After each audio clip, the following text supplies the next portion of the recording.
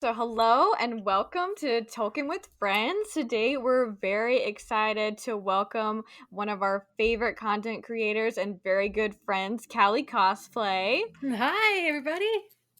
So, thank you so much for being here. But before we get started, is there anything you'd like our listeners to know, like where they can find you on the internets? Sure. All right. I'll do an little short introduction. So I go by Callie Cosplay on TikTok. That's where most of my content is. But the social platform that I'm really most proud of is in our Discord. We created this amazing community, and you can find the link for it in on my TikTok bio. It's called "That's What I'm Tolkien About." The O in Tolkien is a zero if you look for it. But it is just an amazing community that we started to build. Everybody coming together with their over really the love of the rings and their perspectives, their hot takes, the debates that we have, the pictures we share, the music we share. It's so much fun. And so, if anyone's listening to this and really wants to engage more with the Tolkien Lord of the Rings community, please, Andy, we should give you a link for it as well, actually, in your profiles. Yeah, that'd be And awesome. Yeah, and the Discord is the happening place right now. So that is what I'm here to promote. Yeah, can confirm that it is a really not a beautiful place to be a part of because it's like there are other discords out there, sure, but I feel like it's not as there's some where it's like there's just so much happening that it's like a little overwhelming, but I think that A, the people are really great, and B, there's a lot of like fun, respectful discourse happening in our Discord, which I guess that's kind of maybe where the name came from. But it's a fun place to be. So definitely join. You'll definitely find the both of us there, hanging out, playing games sometimes, Yeah. watching Lord of the Rings together. So it's definitely fun, and you can just hop in. Yeah, so please join us. So now, before we get into this week's episode, I do have to address the elephant in the room. Anna isn't with us here today because our girl is moving, and we know how stressful changing Oh, houses, moving. apartments, all of that can be. Oh, Uh, but don't worry, she'll be back for many meetings in the Council of Elrond next week. So everybody, wish her lots of luck. hmm And I know that it's like chaos whenever you move, but so um, stressful. Sending you good wishes, Anna, for sure. so hopefully she gets everything all settled. And we were worried that she wasn't gonna have internet today. Who knows? So Oh, like, let's fingers crossed that her internet is installed and working well next week. yeah, we really need that internet, don't we? Like when I move, that's Yeah. the first thing I arrange. Yeah, for real. Like, I don't care about the gas. Give me the internet. I'm up in Canada, so I do need heat, but after heat, Yeah, internet is true. the very next thing. Yeah. Yeah, our apartment is the electric is like through the building, so we didn't have to worry about setting that up. It was literally just like internet and the cooking gas, basically. Yeah. So, and like the heat is already taken care of. So, really, internet was the big one. Yeah. Yeah. Oh, yeah. So good luck to Anna for all your moving, and hopefully there won't be too much stress or I know. I hiccups. we'll check in next week and see how it went. Yeah, See how she's doing. we'll have to Uh, see. yeah, absolutely, because that is the worst. Oh, yeah, yeah. But back to good luck, Anna. We wish you well, and we'll see you soon. But today we're covering A Knife in the Dark and Flight to the Ford, which corresponds approximately to 1 hour and 3 minutes into the extended edition of Fellowship, and until about an hour and 24 minutes in. And that is um, essentially when they get through or waking up and the inn is being attacked at the Prancing Pony by the Black Riders, the Nazgul, and then getting pretty much like over all the hurdles that they need to get through to get to Rivendell. So that's that's the mindset. That's like the framing for today's episode. But before we get into this week's chapters, I wanted to ask you about like your experiences in the Tolkien and Lord of the Rings fandom. I've talked a little bit in previous episodes about my coming how why I keep coming back to Lord of the Rings. I feel like I learned something not just about the Middle Earth and like this made up world, but stuff about myself and about our own world that we live in every time I read it or watch it. So I wanted to hear more from you about how you got involved in the fandom and what keeps you coming back to these stories.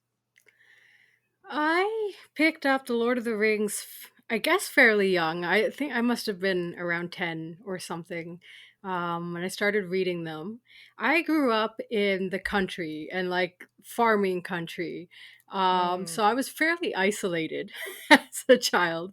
So The Lord of the Rings was just the most amazing escape for me. It was what a farming farm is not farm. There was just magic and there was imagination and there was poetry and sort of all this intellectual, um, mm. you know, arguments and stuff going on. And so, um, And how old were you when you stumbled across it?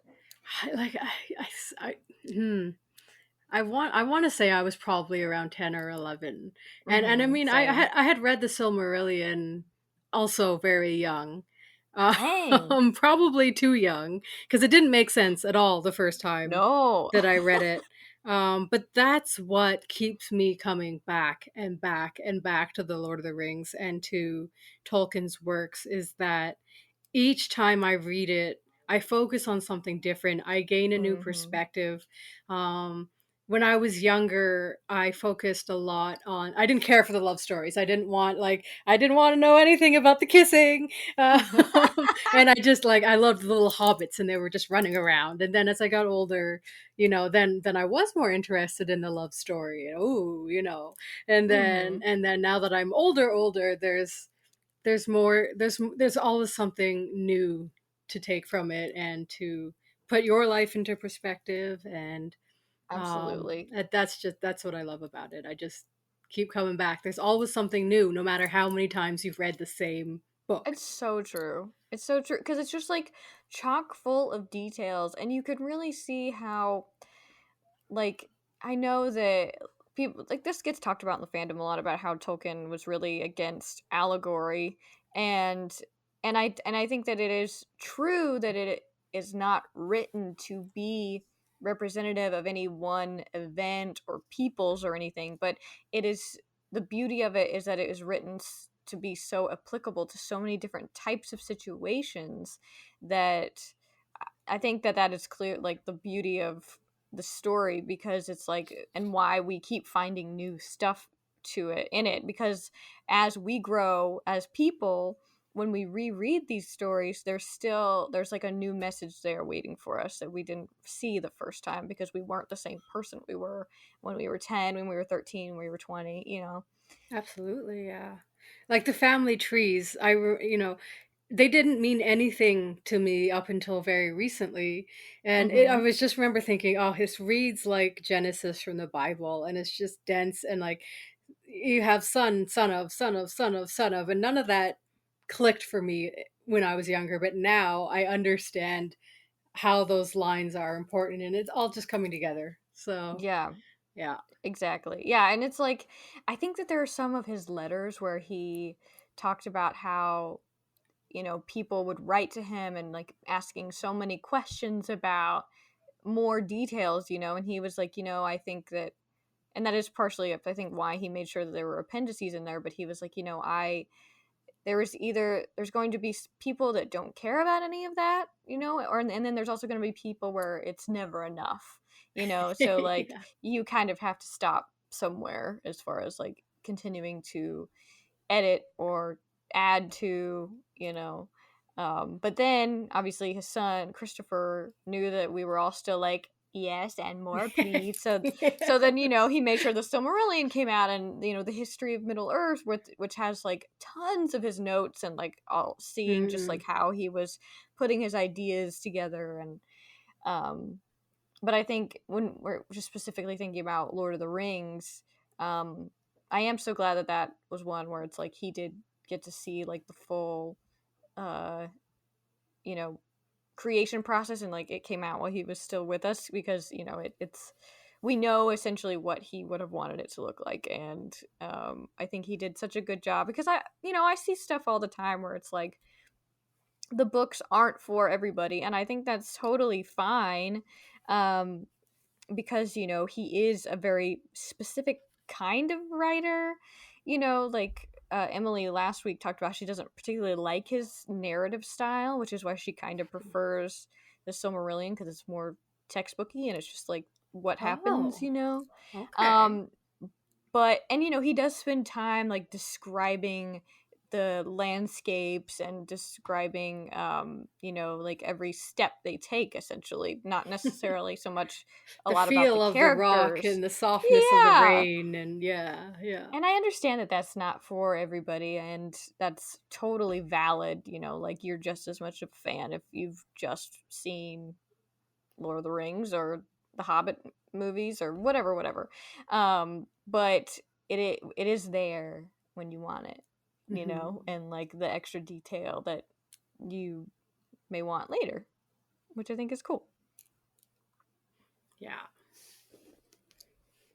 So thank you for that, Callie. That's really, it's always interesting to hear other people's stories, like how they stumbled across this, Hmm. because there's so many different entry points into the fandom, and there's so many different ways to engage with it, that I just always love hearing how other people do that. Yeah, yeah, that's it's a good conversation for sure.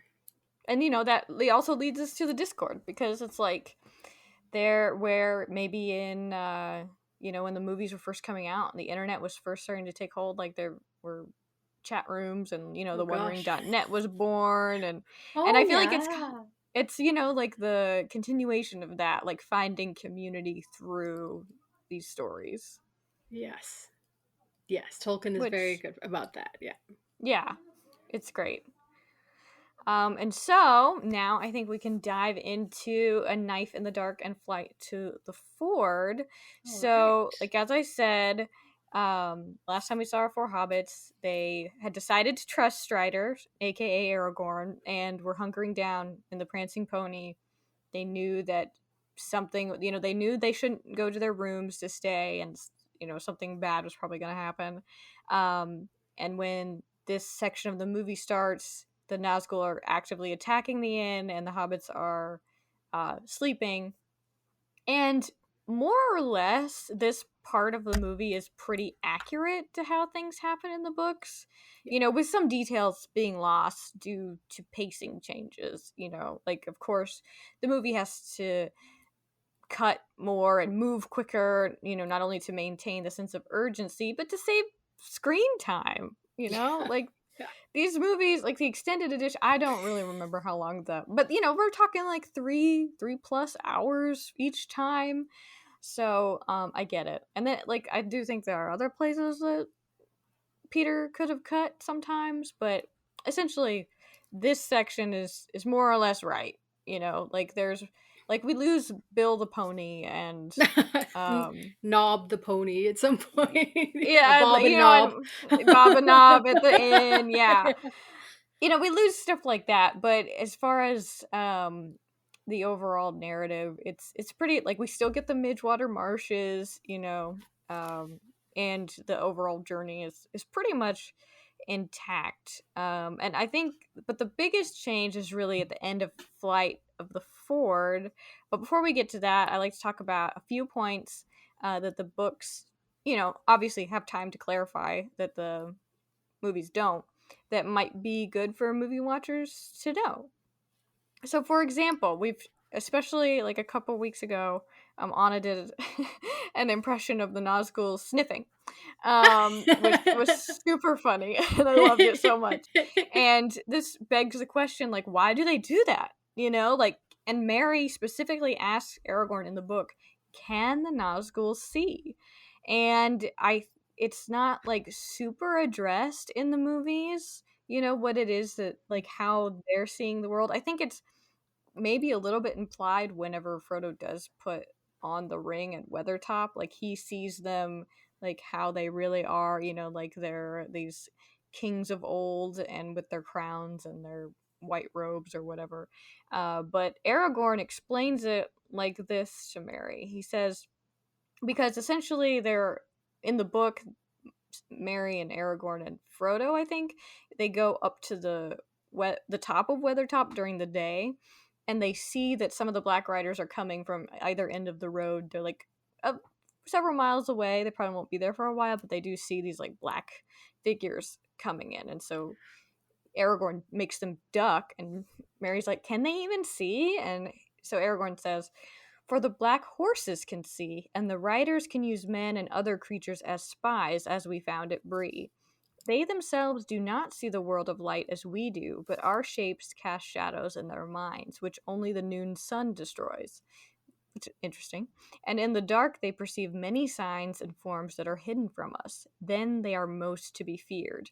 And at all times they smell the blood of living things, desiring and hating it. Senses, too, there are other than sight or smell. We can feel their presence. It troubled our hearts as soon as we came here, and before we saw them. They feel ours more keenly. Also, the ring draws them."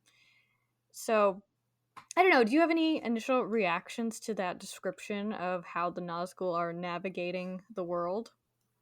Well, the point you made about not being able to quite see it noon sun is because when the sun is the highest in the sky, there's no shadow cast.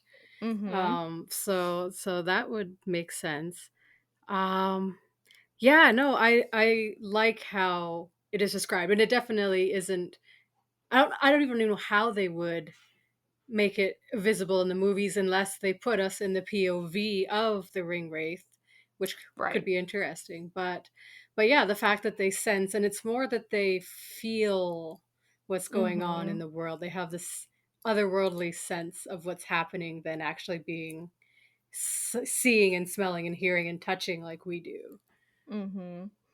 Yeah, it's an interesting thing to, because obviously Tolkien was thinking about like the mechanics of no longer existing in the world as they once did, like being mostly a part of the spirit realm, you know, that Sauron occupies, and I'm assuming that Gandalf can as well, because it talks about how they don't really have bodies necessarily in the same way anymore, Right, and yeah, not so corporeal form. yeah, so he's like thinking through, okay, so how are they doing it? So they've got allies in the forms of men and beasts and birds, but then they're also kind of having this other sensory, they're like sixth sense experience, I Yeah, guess. yeah. It makes them extra spooky. And, Extra yeah, and extra spooky. powerful. That like they can sense things that we can't see. Yeah, that is one thing that I really liked about the description of the attack on Weathertop in the books, because like in the movies obviously you have to have lighting and be able to see the characters, and the way that they do it is that in the movie, Mary, like they're cooking nice crispy bacon or whatever, and Frodo's like, "Put it out, fools," and that is what is implied that draws in the Nazgul. Like they see the light and they're like, "Oh, they're there," but really they didn't see this fire. They sensed their beings there. Hmm. And in the movie, they kind of look over the top of the hill and they see them kind of swarming in, and obviously with the music and everything it is feel very spooky, but in the book it's described like they're in this little dell on the side of the hill, and Hmm. they've got their backs to the fire. They're kind of like waiting, but they don't know what they're waiting for. They just sense something terrible is about to happen, and then it's like it's totally dark, but then they sense darkness, like even a deeper darkness that kind of rises up over the lip of this dell. So they're like coming up, like, I mean, just imagining like feeling a terror coming towards you, but you can't see it. Like the helplessness of that Hmm. really hits hard for me. Like the way that he describes the spooky characters in the books is always like one of my favorite things. Like when we get to Shelob's lair, one of my favorite descriptions of a scene ever. Like his descriptions of the terror and the like horror that is the servants of Mordor and just evil in general, I think is a really special description that is lost in the books, because like the lighting, you have to be able to see the characters, you know, like there's just some Hmm. things that, like, I don't know how you would do it cinematically, like maybe somebody else knows, but you know what I mean.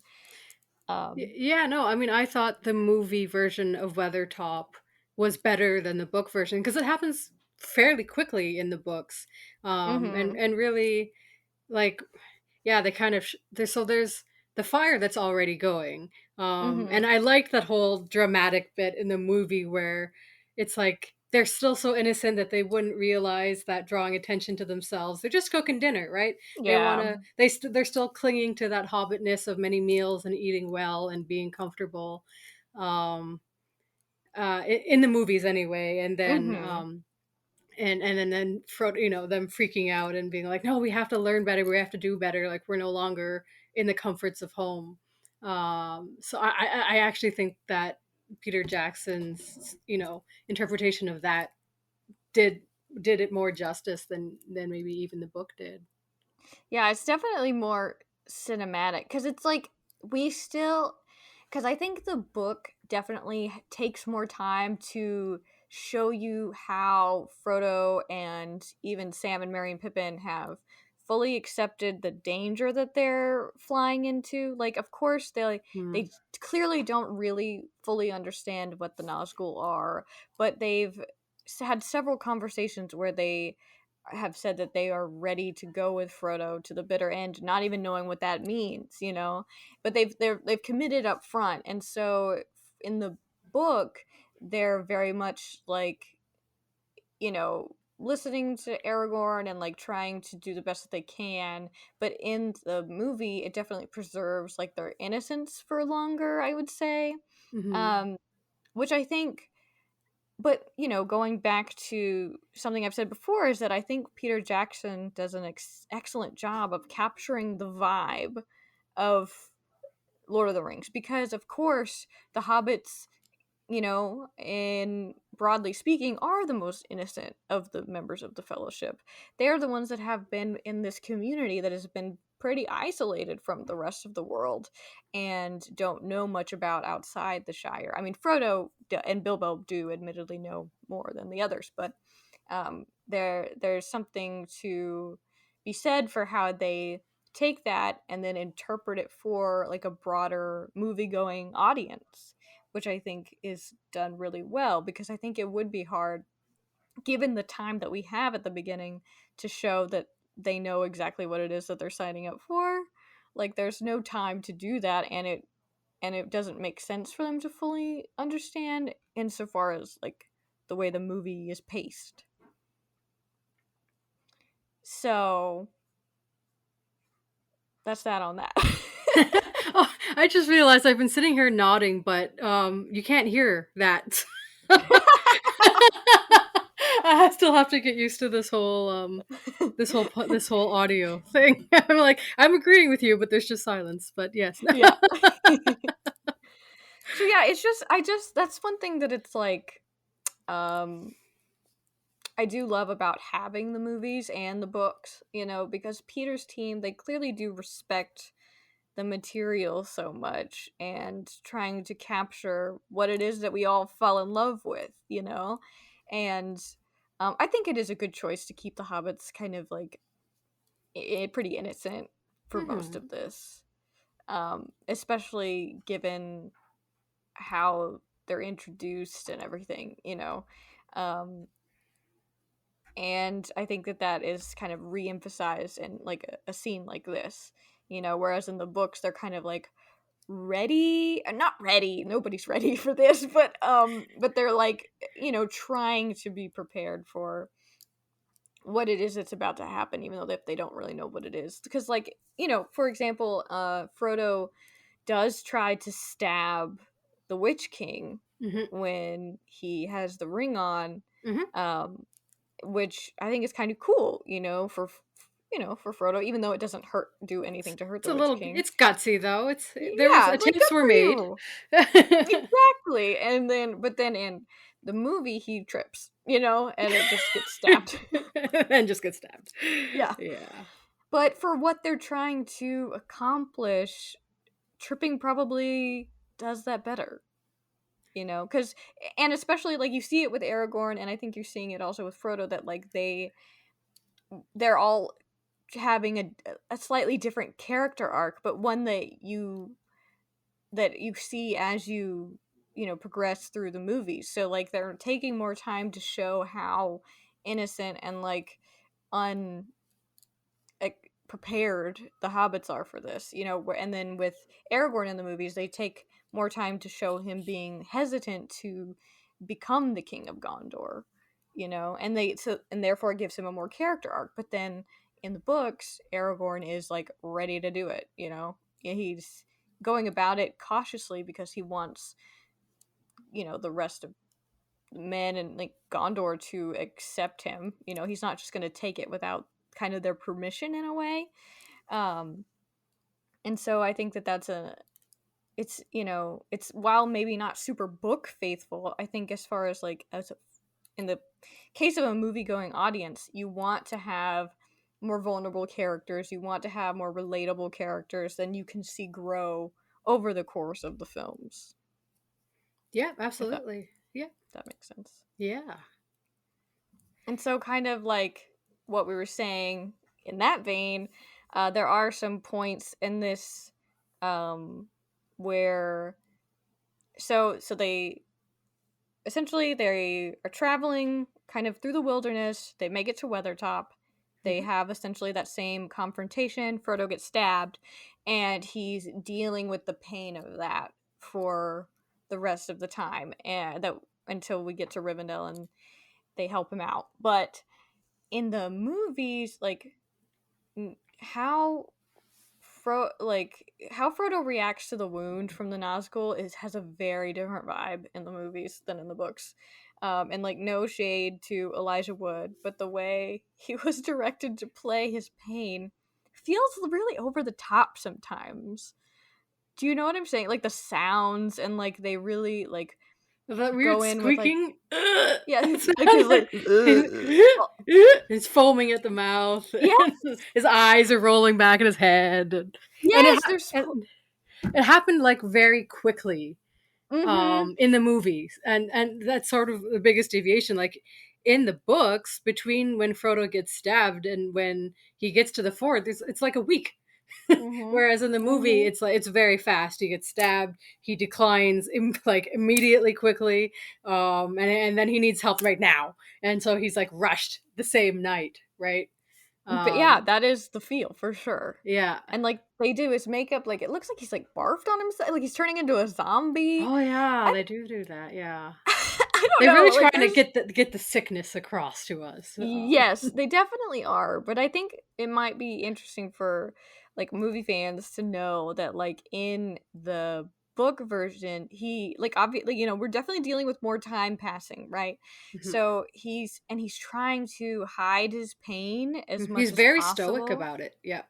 Yeah, like he definitely like it's he already knows that Sam and all of them are going to be worrying about him. Mm. And so he's trying to hide it as much as possible, and there's several times where it's mentioned how like in the daytime there is moments where his spirits lift and he Mm. starts to feel a little bit better, and Aragorn applying the Ethelas doesn't happen as the same time as Glorfindel showing up. So it's like we've got more time in between those two instances. Mm. And so he applies it. That helps a little bit.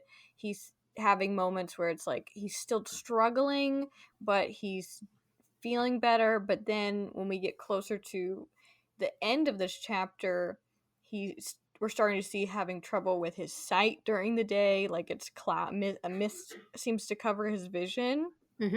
and changes from him feeling better in the day to him welcoming the night, for then the world seemed less pale and empty. So it's like it's a definitely more of a subtle um approach where it's like he's clearly fighting the the magic of the blade, and like the evil and the darkness that is trying to penetrate his heart, but you get to see it over a little bit, several pages of him dealing with that, and trying to fight it and starting to succumb in some ways. And of course, like we've mentioned, like pacing, yes, you gotta pick it up. But like there are some parts where it's just like it's a little much for me. Like the sounds and the frothing at the mouth, you know. It definitely made him um like in the books they over those days that he's suffering and suffering quietly, Aragorn or Strider, they're calling him at this point, says many times to Sam, like, if he wasn't as tough as he is, he wouldn't be able to make it through this, and they talk about how tough Frodo is and how like he's made of hardier stuff than he looks, and I think that lends credence to Frodo being a stronger character in the books than he Yeah. was in the movies. And like I don't want to get too far ahead of the conversation, but like in the books, Frodo is offered a horse to ride Yes. away to go get help, and he says no, like I will not be getting on that horse if that means my friends are being left in danger. Like that's the Yes. Frodo I know. Yes, I love that. I love that moment for Frodo because it's he is so dedicated to his friends, and I think that that is gonna be like a huge through line through the whole story, like not just Frodo being dedicated to his friends but his friends being dedicated to him, and but like laying that foundation here, because we've seen Sam and Merry and Pippin in the books, commit themselves to Frodo, but here we get to see a little bit more of Frodo committing himself to them, To them, yeah. which I Yeah. think is awesome. Yes. Yeah. But changes, artistic licenses must be made, and changes Yeah, must be made. it's fine. Yeah. That's why we have Yeah. both. So that's why But we can talk about yeah, both. but that's why you'll hear people arguing book Frodo versus movie Frodo, because they are Totally. very different characters. Yeah, they definitely are. And I think that there's a lot of points where it's like I get it, but then there's some times where I wish a book Frodo could have shown a little bit been shown a little bit more. Um, in some ways, Do you think he but was hey, more sympathetic, and did they do that to make him more sympathetic to the regular viewer? I think so. I think that they're really trying to show how powerful the ring is and the Nazgul in general, because it's like Frodo is so resilient in the books, but Hmm. and I think that's why they make other character changes later too, is like to show how much pull the ring and Sauron have in different places, through different vehicles. So I think that it's like partially to kind of show vulnerability for Frodo, and so that he, they're setting it up to show that, like, because at this point we don't know if he's gonna go all the way to the Mordor or not with Right. this, Yeah, we were just going as but far as Rivendell is the plan. Yeah. yes, exactly, and showing how hard that it will be. Essentially, I think that that's what they're setting up. Um, but I do wish that there had been like just a little bit. I think there are certain nods that they could have done to some more book Frodo-y lines, um, that we can probably talk about later, particularly when it's just him and Sam. But that's fine. It's all right. That's cool. Yeah. Yeah. But uh, so that brings us to, so Frodo being on the horse brings us to really like the biggest change in these chapters, which is switching out the elf Glorfindel, for Arwen. And this change is something I guess we can briefly go over, like how it's different. So, mhm. where Arwen shows up when they still seem to have a far to go, to the ford, and Glorfindel shows up, maybe like a few. So he travels with them for a little bit, puts Frodo on his horse, they're able to pack up more of their bags onto Build a Pony, and they're able to walk lighter. They feel better. Frodo gets a little bit of elf magic a little bit from Glorfindel, making his wound feel a little bit better.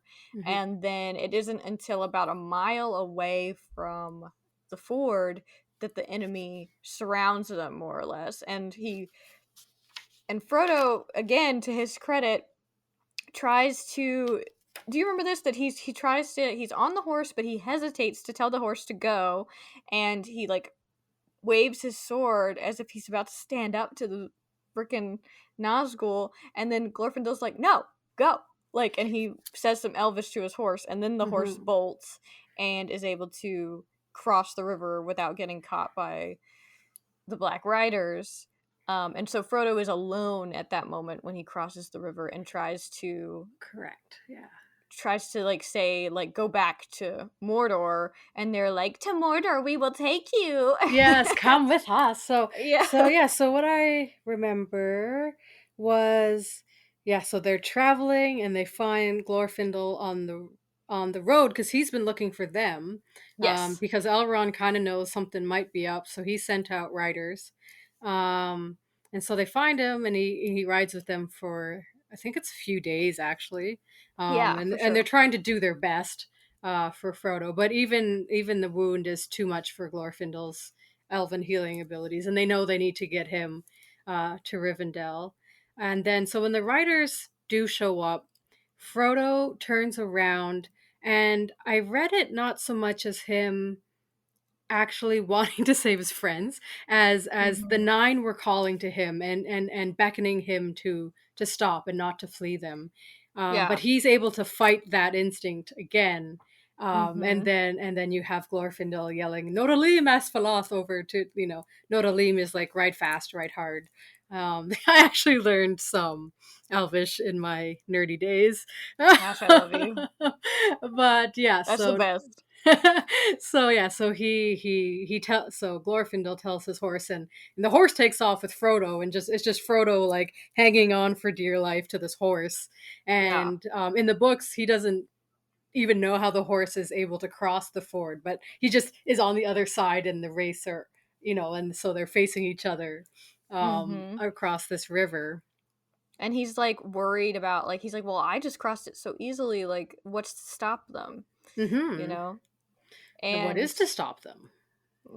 so this is where later we find out that well, we see it happen, but later we find out that there's like Elrond's magic that helps cause the flooding of the ford.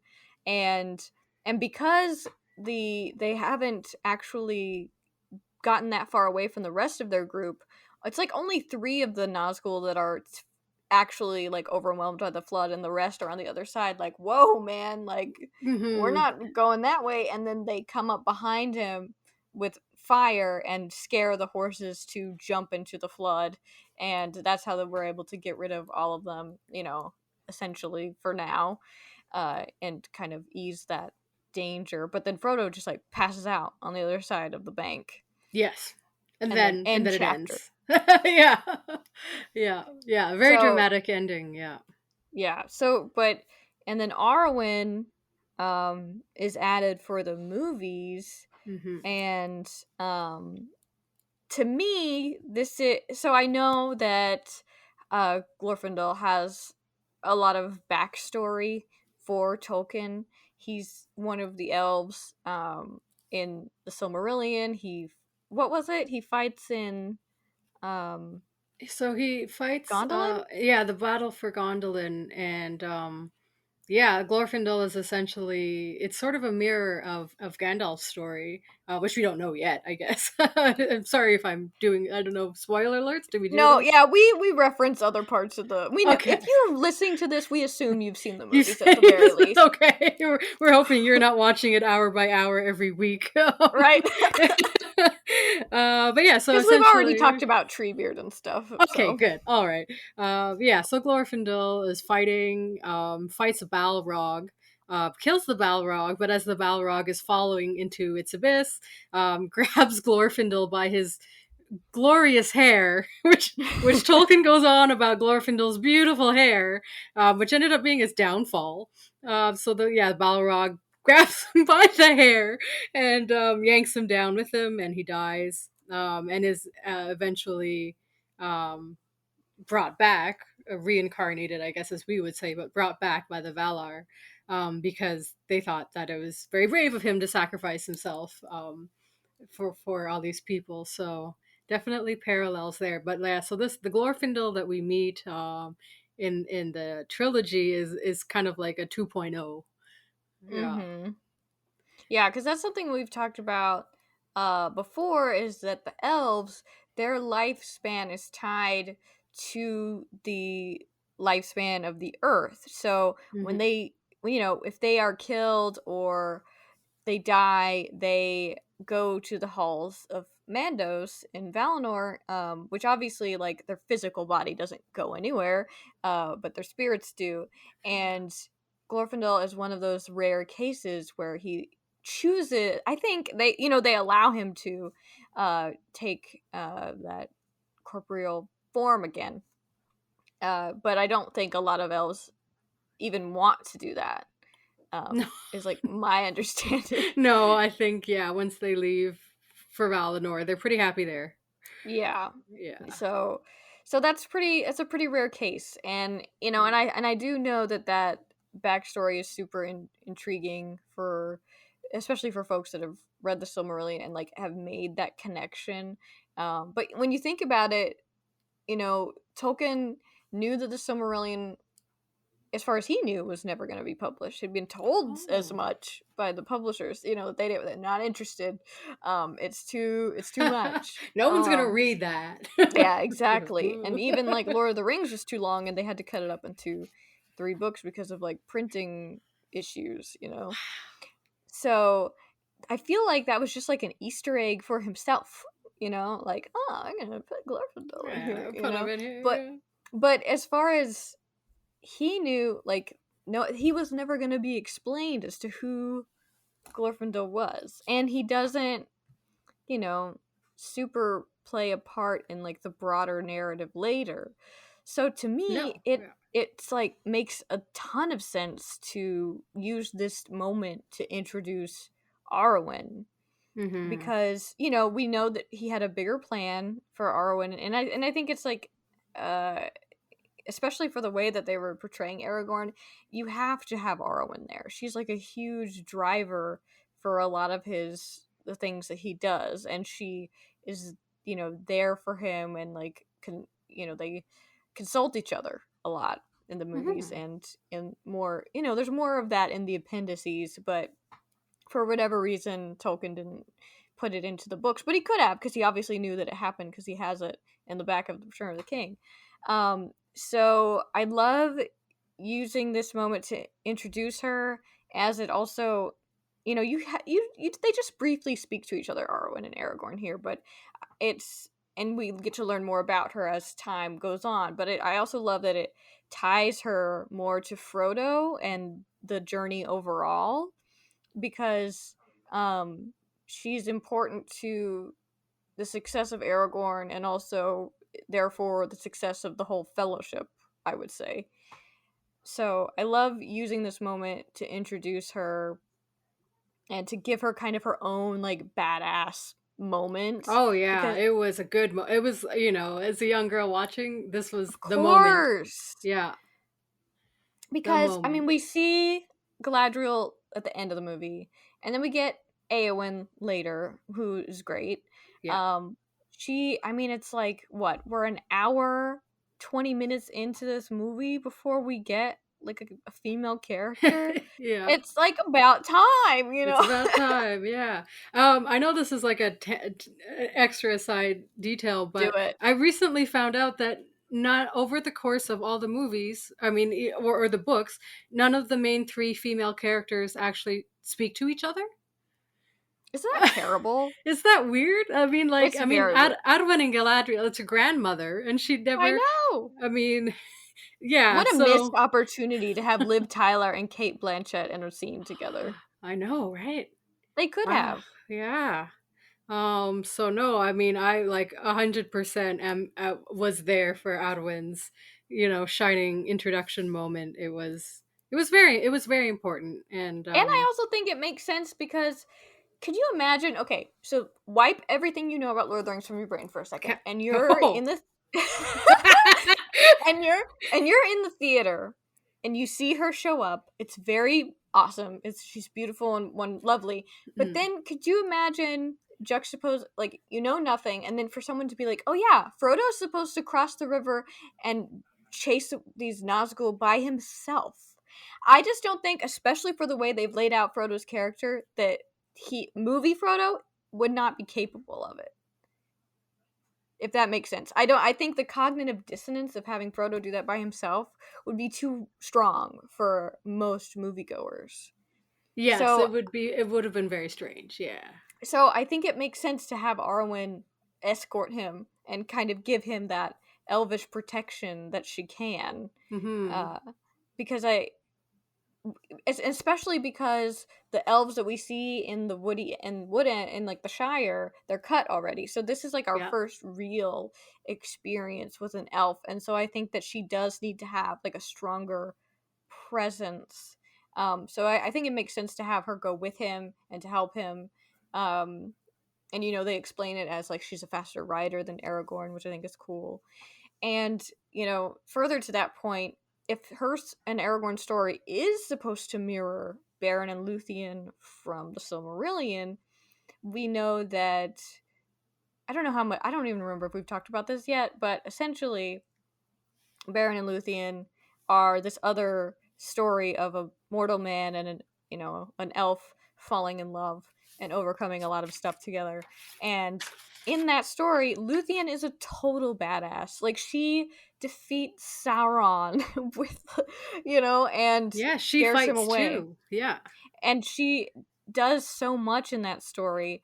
And so I think even more so it makes sense to have Arwen stand up against the Nine in the movies, because obviously no movie fan is going to know that they're really, I mean, they kind of allude to it a little bit. They in the extended edition they have Aragorn sing a little bit of the Lay of Luthien, but um if we are just talking about capturing the vibe of Tolkien, I think this totally does it, because if Arwen is like is the second coming of Luthien, then she should have these epic moments because Luthien has so many.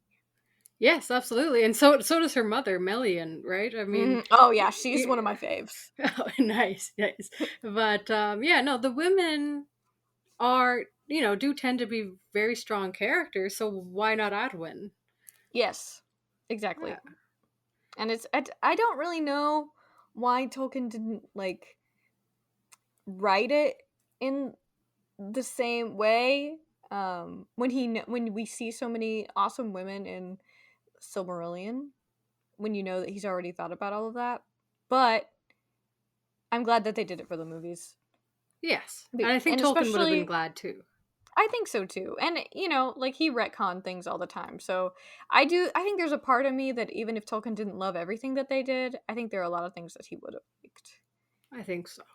Because, it's there, I think there's like I don't even know if this is real, because you know how the internet takes quotes and then like changes them and Yeah. implants the wrong thing in our brain. But I Mm. think there is something to where Tolkien didn't think that they could, like he sold the rights to Lord of the Rings thinking they couldn't really make it, you know? But I do think there's things like the moment when Aragorn picks up the sword that stabbed Frodo and it kind of like turns into smoke in the Yes. movie.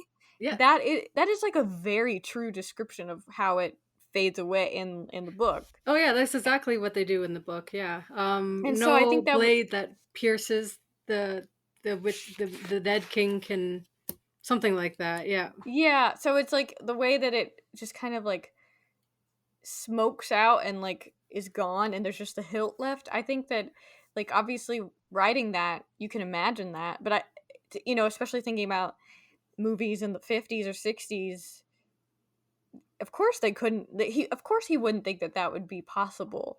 But then to be able to Hmm. we see stuff like that actually happen in these movies, and I think that that's one thing that's really really cool. That is cool. I hadn't considered that. It's a good point. I like that. So I think that in defense of Arwen taking Glorfindel's place, I think that there's a lot of reasons to be excited about it. And obviously, like, 20 years ago, I know that there were more fanboys on the internet that were upset about it, and now there's more people on it, more people that wouldn't even question it, you know? Yeah, yeah, yeah.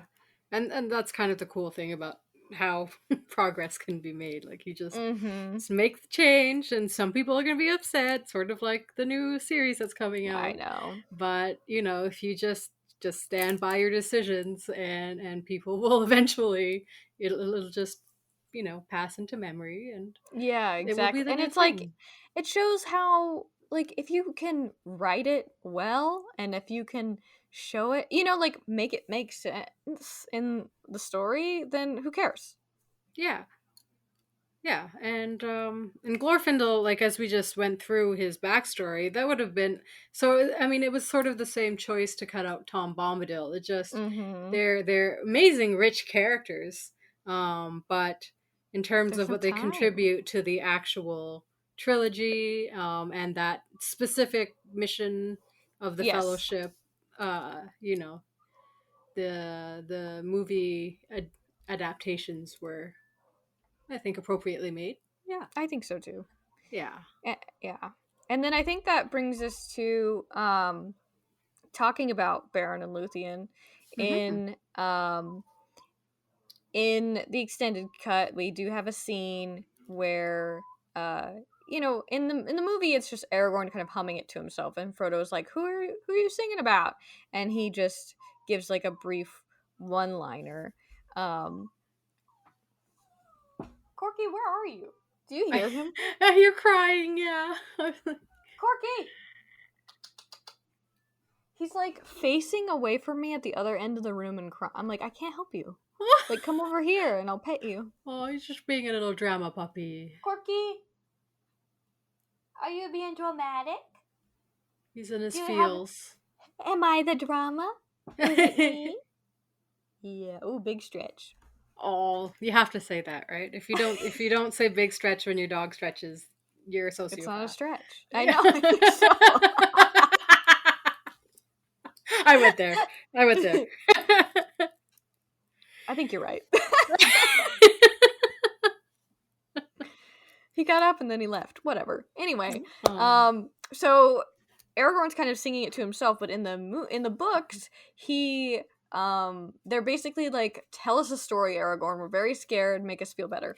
And he kind of chants the story, or like part of the Lay of Luthien, the poem, and then gives them a little bit of a synopsis afterward. And it does, granted, leave out a lot of stuff. Like, there's no mention of Sauron in the story, and there's no mention of like Huan. I don't know how to say the dog's name.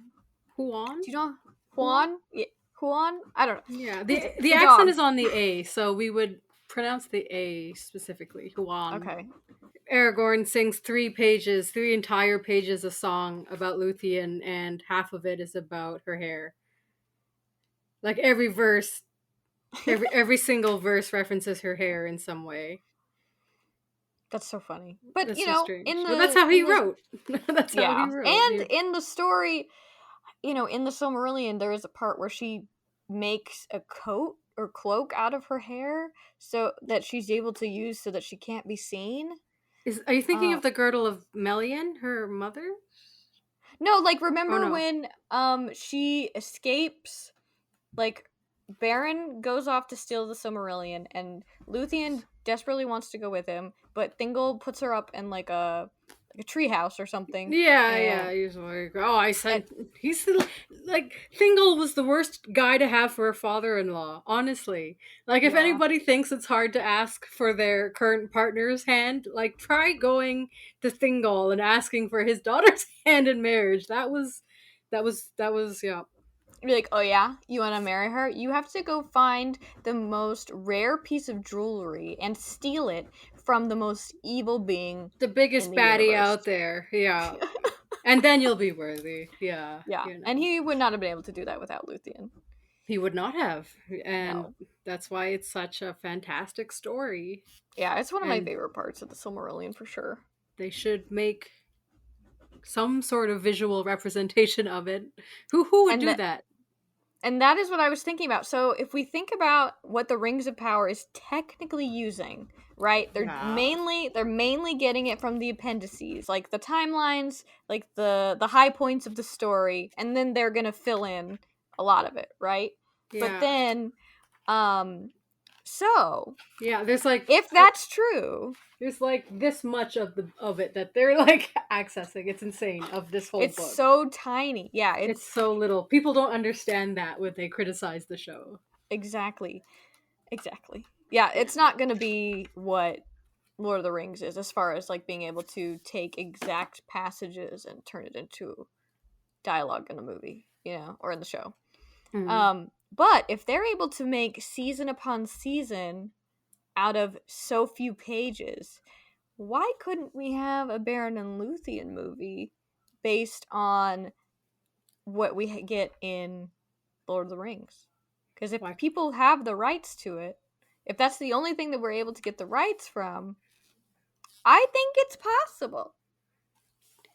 It may What not would be it take to get the rights to this? Like the actual Baron and Luthien, the full.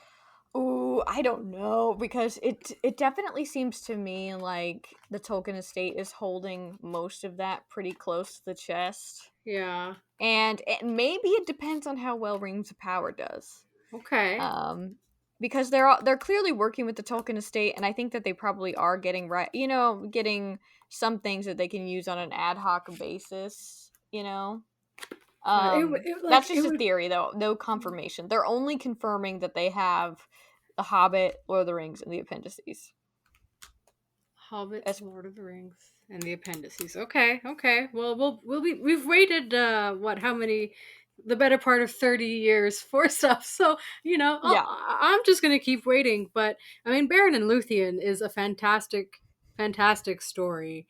There's love and if there's there's jealousy, anything, betrayal. There's a talking dog. it's perfect. It's got all the ingredients. Yeah.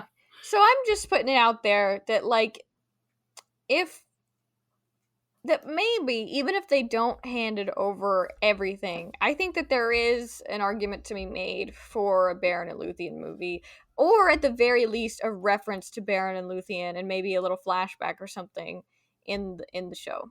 They deserve a heavy nod for sure. I think, Yes. yeah, yeah. I mean, and So, yeah, and that's the story from how we get the whole half elven thing, right? I mean, it's mhm. very important to the legendarium, Yeah, right? In it's starting that whole huge. line. And it's like you know that they're going to try to make as many nods as possible to the Lord of the Rings that so many people know and love.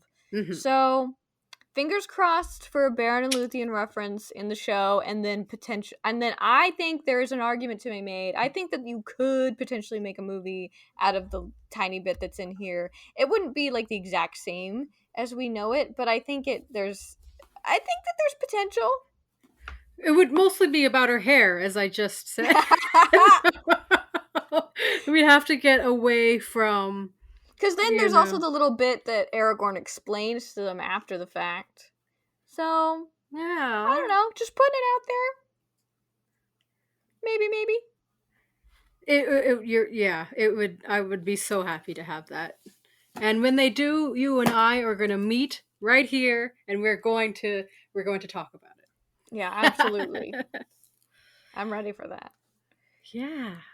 But Any anything else you wanted to talk about for this no, episode? I think that that's pretty much, I mean, essentially if you've only seen the movie part of this, you've pretty much got it.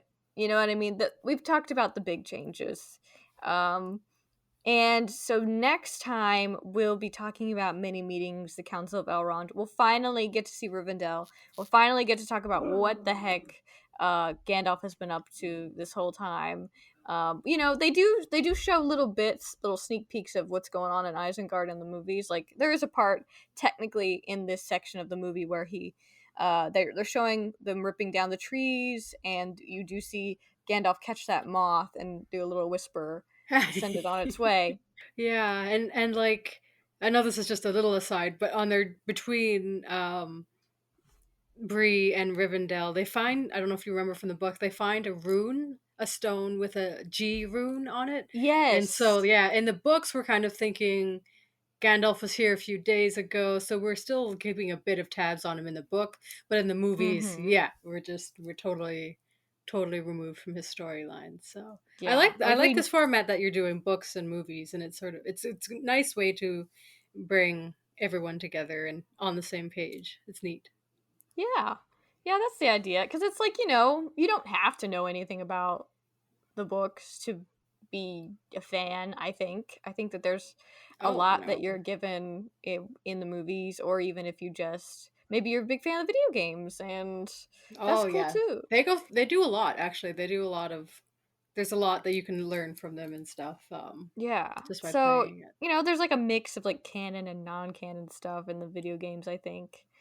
Um, Mhm. Mhm. But so, I just thought it would be interesting to obviously we don't go like line by line of changes that were made because we would be here for hundreds of years. It'd be a very But dense yeah, podcast if you did that. Yeah. but just picking out the things that I think are interesting or, maybe deserve a second look is kind of the whole idea.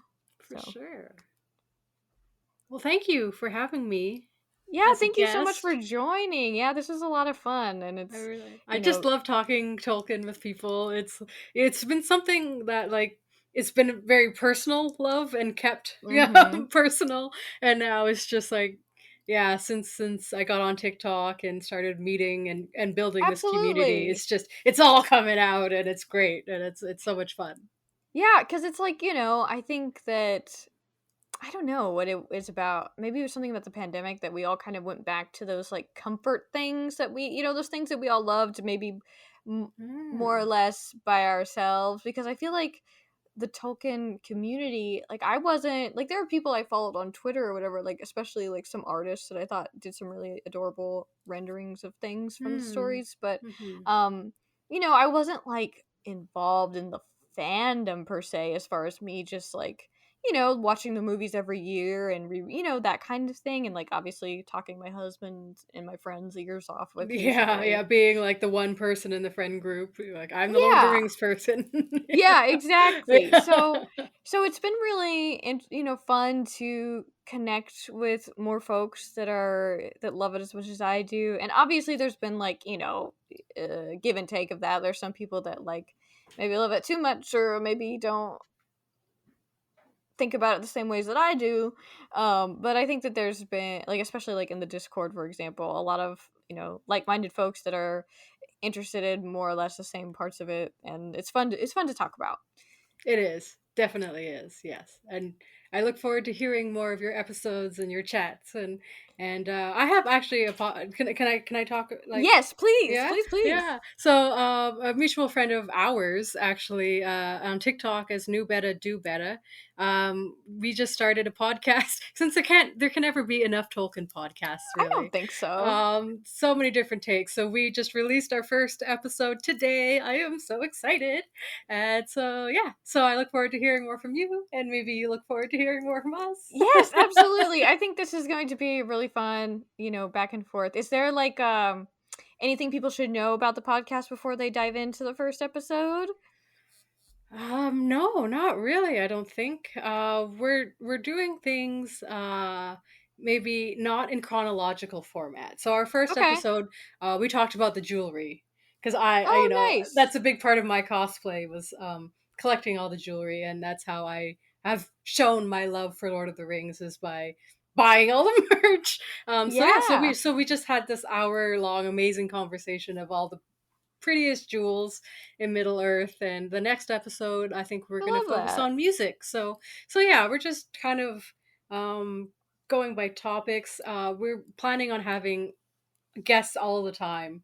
from the community, because like I said, it's just so amazing, and everybody has so many good ideas and not necessarily the platform to share them on. Mm-hmm. So those of us who are lucky enough to have a platform, I'm just using mine to share it, and to have everybody on there, and hearing everybody else's voice. So we'll base our episodes also around our guests and like what angle and knowledge they're bringing to the That's episode. awesome. Yeah, so yeah, listen to Can't all of the wait. Lord of the Rings podcasts. They're all great. Yeah, and I think it's great. I mean, it's great to just have more perspectives on the thing because I feel like there's been too much of the same for a long time, which is probably why I was more disengaged as far as like participating in the fandom per se and just like Mm, harboring my own love for it because I pretty much knew what everybody was going to say, but now I feel like I've met all of these great people with all these different backgrounds and perspective, like there's people that have that I've just been able to learn a lot from, and I think that New Beta and yourself are two of those where you have great perspectives on the world, and I can't wait for people to hear it. yay. Thank you. I'm also excited. So excited. Everything's exciting. it Yeah, it's a good time. It's a good time to be a Tolkien fan. Is all I'm gonna say. is. It is. Yes. Yes, I would agree with that. Yes. So be sure to join the Discord. That's what I'm talking about. And, be sure to follow Callie on TikTok and New Beta Do Beta as well. I'll definitely leave those information in the description as much as possible. Awesome. And hope to see you around. And we'll definitely see you next week for many meetings and the Council of Elrond. All It's a big right. one, so don't miss it. I wouldn't miss it for the world. Okay, see you then. And thanks so much for joining us as Thank we you. brain dump Lord of the Rings into your brain. Thank you, everybody. Have a good week.